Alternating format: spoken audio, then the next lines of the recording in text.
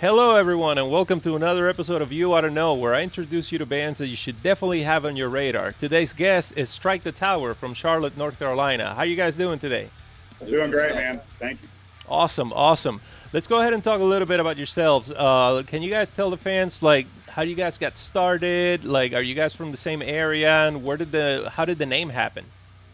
Yeah, the three of us here, this is Jason, Jeremy, and of course I'm another Jeremy. We have been in bands since we were like 16.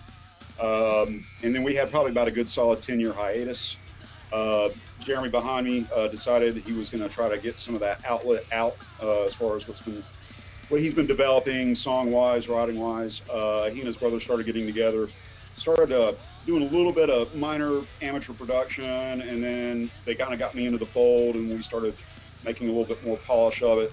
But before I was brought in, they had contacted and found Josh, and Josh brought his talent in, and so we've just kind of been refining it for about 5 years now. Awesome, awesome. How would you guys describe your sound? I would say it's alternative metal.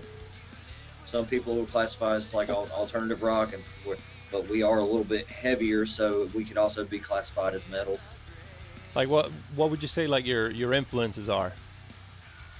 Me personally, Alice in Chains, Seether, these guys, Helmet, and Yeah, a little more progressive rock, stuff like that. So yeah, all kind of the elements of the heavy genre.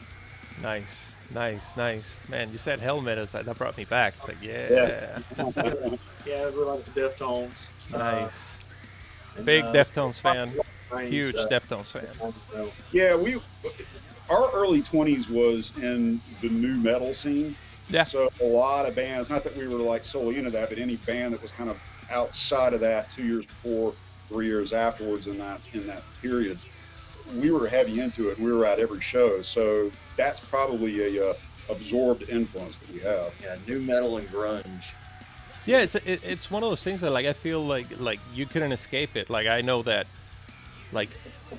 my musical career, growing up, when I was when I was in bands and all of that, yeah, I was more into the prog side of things, but it was still during the new metal era and all that, so you couldn't escape it. So here I am trying to learn John Petrucci licks or stuff like that. But yeah, Deftones is what's playing. Man. Yeah, Deftones is what's playing on the background. I said, well, I can learn that easier, way easier. Yeah, everybody had his video, so we were all trying. Yeah, trust me, we're still trying. All right. So I mean, you guys said you've been so the band has been together for 5 years. Uh, Coming up on 6. It was 2015. That's awesome. That's awesome. And so definitely you've played quite a few shows. I assume. Talk to me. What would you say is your most memorable show? Your favorite? I'm gonna have to say that was a milestone for sure. Yeah. Milestone is it's a legend in itself. It's been in the Charlotte downtown area for a long time. It's an old, dilapidated house on the wrong side of town, but it's everybody's shithole. Everyone loves it. It got voted Charlotte's worst bathroom 3 years in a row. Yeah. So and of course that makes the paper. So Yes. it's big time. That place, REM's played there, Nirvana's played Oh, wow. there, all before they were signed, when they were just doing it the way we're doing it. Yeah, so it was just an honor to be there in the same house. Nice, nice. That sounds like definitely like the venue. We had a venue like that in Orlando. I want to say the Social was like that at one point. If you wanted to be somebody, that's a venue that everybody wanted to go to. Right now, I think the Haven is that place that it doesn't. The Haven in Orlando. If you guys ever make it down to Orlando for a show and you can book the Haven, by all means do it. It's one of these places that has so many locals.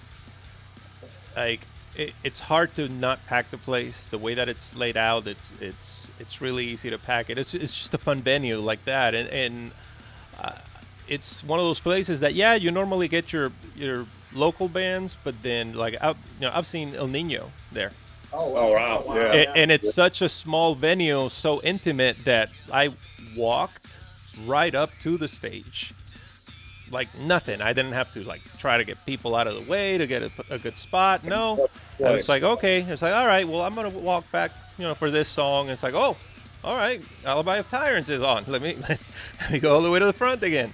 So yeah, I love like those type of venues like that. Like yeah, it's always fun. Like if you can play House of Blues or something like that. Yeah. But the little ones where you got the people in your face and you can feel them like breathing down your neck and like enjoying every single note. Those are the good ones. Right. A more intimate environment. Yeah. And we played the cinder block houses, man. We're just us bouncing all over the place, makeshift, places to bottle houses and breweries and things like that. But, stage wise, that we've done that one. We did one or two in Columbia. One. Yeah, the New Brooklyn Tavern down there in Columbia, great place to play. It's much like what I would consider close to Milestone. There, it's an old town tavern, but it's got a grit to it as well. Oh, nice. It's the most tourist venue in Columbia, South Carolina. Okay, cool. Have you guys made it to Florida for any shows at all? I mentioned Florida a lot because I spent 14 years of my life playing down there. So like I know most of the venues that I know are down there. Charleston is as far as we made it. Okay, Yeah. cool. Yeah. Cool. The furthest that we have on the schedule right now is in Richmond, Virginia. All right. In a few months. Is that another round bar and grill? This is called Haddad's Lake. Oh, all right. Well, just let me know, man. Yeah. If I can make it, I'll be there for sure. Let me know. Right on, yeah. Just check out Facebook for our show updates. We always update our shows on there. So if we have one coming up, you can find it there. Sweet, awesome. So let's talk a little bit. This is the part of the show that it's some people like don't like it, but it's kind of current when it comes to current events. When it comes to COVID, we're all dealing with the situation that last year, basically around today, the world, today, tomorrow, the world shut down, and bands had to stop playing. Yeah, they had to stop rehearsing. We had to stop, doing things. How were you guys able to deal with all that stuff, and how did you guys spend the time during this whole year? This year has been terrible. Like it's been terrible for music. So how have you guys been managed in a year where I've seen a lot of bands break apart or just go on hiatus and stuff? How you guys managed to just stay together? When COVID first hit, we had 8 shows in front of us, and I think we probably only were able to make 2 of them, and those grew, but that was because they were in South Carolina. South Carolina was one of those that did not shut all the way down. They kept some restrictions, but our commitments to South Carolina, we were able to maintain. Right. But now that we're in what North Carolina calls phase 3, it could be 3.2 for all that we know right now. But we're starting to see our venues open back up. And whoever is deciding to participate in that is deciding, we're trying to get the Milestone back open as quick as we can. But yeah, that was some time that I'm glad we had the shows. I know these guys are glad we had them, but it also allowed us to kind of focus on our production. We were able to really kind of hone in on the sound a little bit more. We acquired new equipment. Yeah. So yeah, probably we were able to write new songs. Yeah. Did you record anything? Were you able to get in the studio and do some? We sent you a link to that, so check it out. Oh, that is true.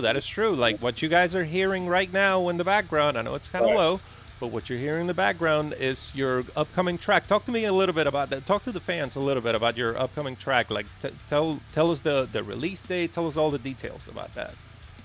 We're going to release it at the same time that we're putting a video together for it, so we're going to kind of have a dual release with that. We're looking for that to be sometime in the month of May. Sweet. When that get released, we're going to work on the video and its production, both pre and post, in the month of April. We may put a little extra touch on the track that you're hearing right now, but for the most part, what you got is 98% of it. Nice. So yeah, Victim came about with kind of our need to make sure that there is awareness with domestic violence And that's kind of the theme, and it speaks in a different way for any listener that's been a victim of it. Um, it tells basically the story of a particular person's rage and their undesirableness, why they can't control themselves, and then of course it speaks to the victims in all capacities. So we felt like it was very, very important. It was something that Josh came up lyrically with in just probably an hour. It came about. It just flowed. It literally just flowed, huh? I mean, it's that I can tell that it came from somewhere. Then. Yeah, he put a lot of himself in it. That's for sure. So, and we're proud of it. It was based off of a personal experience that I had, and I was just happy to be able to share it with everybody. Wow, that's pretty deep, man. I mean, this is the type of stuff. This is why I like doing the show. This is why I like sharing these bands with everybody else. It's like it's not just everybody. Like when they think about rock bands, when they think about musicians, they think it's just a party, and they think it's just rah rah rah, drinking and whatnot. It's like, no, man. There's stuff.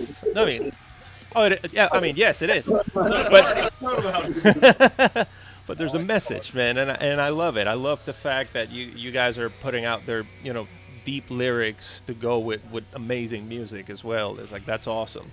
So besides this new track, what are your upcoming plans? I mean, I'm assuming you're getting a little bit more shows lined up and stuff like that. Yeah, the next two we have March 26th at Coyote Ugly in Salisbury, South Carolina. North Carolina. Excuse me, North Carolina, Salisbury, North Carolina. It's $10 to get you in the door. We're going to be playing with a great band called Silver Cell. They're the homies, so you need to come check us out. May 8th, we'll be at Benford Brewing in Lancaster, South Carolina. And we have several after that, which we'll be updating continuously on our Facebook page. Sweet.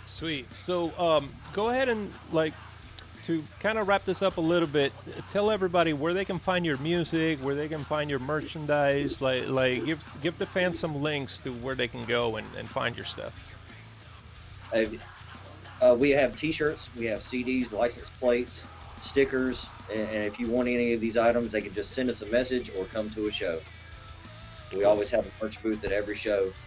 Cool. So basically, on Facebook, we can be found on Apple Music, Spotify, Google Play, excuse me. Anywhere you stream your music, you can find us. Pretty much every outlet except for Pandora. And who uses Pandora anymore? I think Swagger has a problem with other slackers. Yeah. gmail.com gets in touch with it. So cool. if you a hoodie or a hat or whatever, we try to accomplish. StrikeTheTower@gmail.com. StrikeTheTower@gmail.com. Okay, just right there. We got a Facebook page. Strike the Tower. Facebook.com/StrikeTheTower. Awesome. And to close this up, to the people that have never listened to Strike the Tower, that are seeing you guys for the first time on this video, what do you got to say to them to just, to let them know to come check you out, to listen to your music? If you are accustomed to something that basically moves you in a heavy way, if you've got some metal inside you, we're definitely worth a try. We're going to fit, I think, in a large amount of the metal community's wheelhouse, because we do have blends. We're not all one way, all the other way. We're a good mix in the metal community. So I think everybody should give us a fair shot, and that's what I would say you could expect when you listen to us. Awesome. Well, there you have it, guys. Strike the Tower out of Charlotte, North Carolina. Thank you so much for being a part of the show. First show of the year. We're going to have a lot more, and I'm glad that you guys were the opener. I mean, a quick story. I mean, these guys contacted me last year, and they said, man, we watched one of the episodes. We want to be in the show. And I was like, that's awesome, but I'm not doing anything until next year. I mean, are you willing to wait? And they said yes. So I never make promises I can't keep. So I made sure that they were the first band on this year, on the first episode of the year. Super happy about this. It's great to have you guys here. Have a great night. Everybody out there watching, Strike the Tower, Facebook /Strike the Tower. Go to Spotify, iTunes, everywhere. Click, right. subscribe. Yep. All right. Thank you guys. Have a good one. Thanks, man. All right, have a good night. Yep.